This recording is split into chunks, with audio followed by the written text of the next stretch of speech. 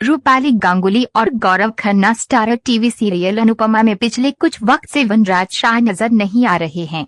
Of screen जानकारी यह है कि वनराज शाह का किरदार निभाने वाले एक्टर सुधांशु पांडे ने शो छोड़ दिया है, लेकिन कहानी की बात करें तो नए वनराज शाह को भी अभी तक पर्दे पर नहीं दिखाया जा रहा है। तो फिर कहानी के स्तर पर आखिर शो में क्या चीजें हैं जो बदली जा रही हैं? दरअसल अब फिर एक बार वनराज शाह का रिश्ता उसके बच्चों के साथ अलग स्तर पर जाता दिखाई पड़ेगा। अनुपमा के मौत की दहलीज पर जाने के बाद अब फिर एक बार उसके बच्चे पाखी और तोशु उसके करीब आ चुके हैं।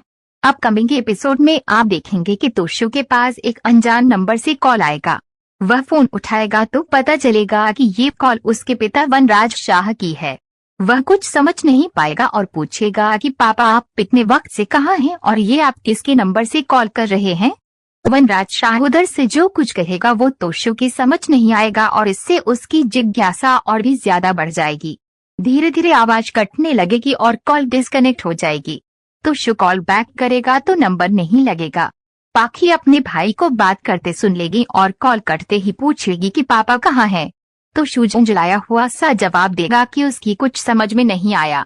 वह कहेगा कि आवाज कट रही थी और इससे पहले कि वे कुछ समझ पाता कॉल ही डिस्कनेक्ट हो गई। इस पर पाखी कहेगी कि वो भी काफी वक्त से वनराज को कॉल करने की कोशिश कर रही है लेकिन उनका नंबर नहीं लग रहा है। पाखी कहेगी कि उसने कई बार वनराज शाह को मैसेज भी किया लेकिन एक भी मैसेज डिलीवर नहीं हो सका।